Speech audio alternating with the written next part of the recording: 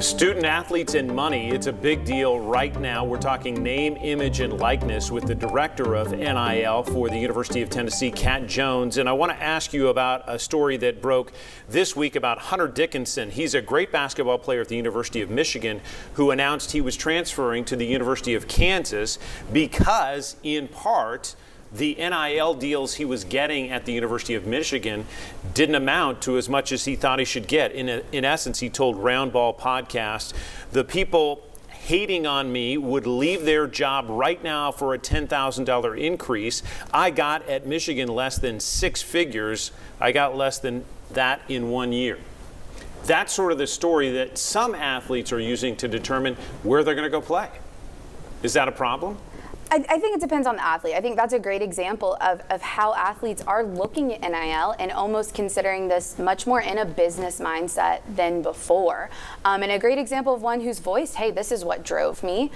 We talked to some where that isn't what drives them, but we talked to some that it is, you know, and that's what a piece that we get to tell at Knoxville is, look at this local community, look how well it's going to support you, look how well you can do if you want to come out here and be a part of Vol Nation.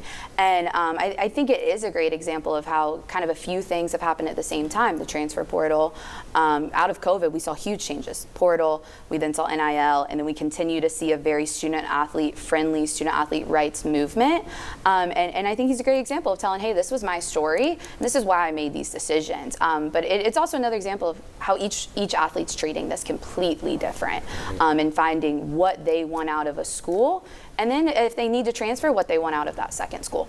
And since John mentioned his alma mater, I'll mention mine. At the University of Colorado, when Deion Sanders came in, a lot of people were encouraging folks to donate to the collective. So where's that line when it comes to recruiting and then the NIL deals, and how do they police that? Yes, that's been the hot button topic, right? And that's definitely where the NCAA said, hey, we've got to enforce in that space. And I'll talk to two things on that. I love when collectives, if something like Deion comes in, collectives are going to use that to fundraise, and then that's awesome. You've got to capitalize on those moments.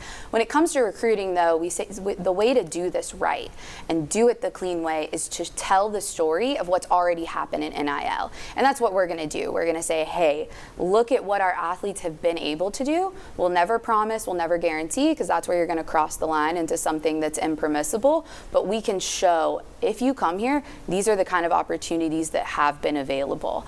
And I'm sure at school, especially with someone like Deion Sanders, they're going to go in and say, hey, look at this brand, look at his brand, how can we put these two together and take it forward? So like a PALS couldn't come in and say, if you sign with University of Tennessee, we will give you a contract. You're spot on. That's what's going to cross the line into impermissible, but that doesn't stop once they're here. Then PALS can come in and say, hey, you know, let's partner and let's move this forward. And when people come to you and say, Kat Jones, is the University of Tennessee paying athletes to play at that school? What do you say?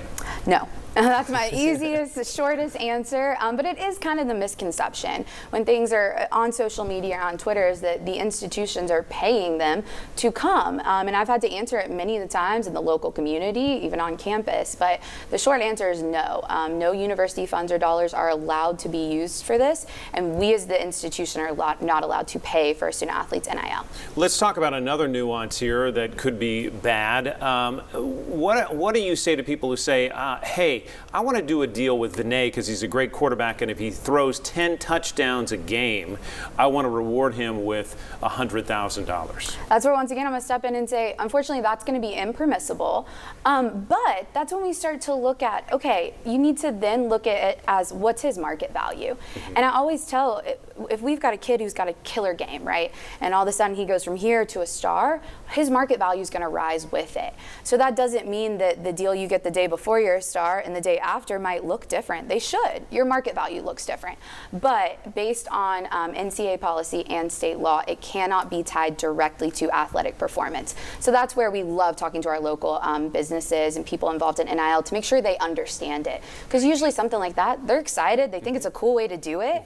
But we've just got to adjust that model and make sure they do it the right way to protect that student athlete's eligibility. And how are you able to step in to say, hey, this is not allowed? Yes, that's a huge part of my job. It is talking to our local community and those businesses. When I'm out there, I always say, please call. I'm the biggest of here's my cell, here's my email, because when we can deal with those on the front end and answer those questions on the front end, that gives us a way better spot to avoid any type of violation or problem later down the line when it's a little bit harder, right? So anytime we can fix a problem on the front end and educate the community, that's what we're going to try to do. But then you're also notified on the back end once a deal is made. Is that correct? Yes. So in our Tennessee state law, we do have a disclosure requirement. So we have a method that our student athletes disclose.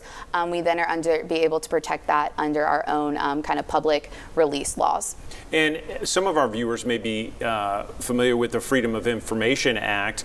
Journalists may want to use that to try to get to how much these athletes are making. They're protected. As I understand. Yes, that's been the piece, and obviously I get it. You guys got to do your jobs. You want to find out what's going on, as does most of the community in the world at this point right now.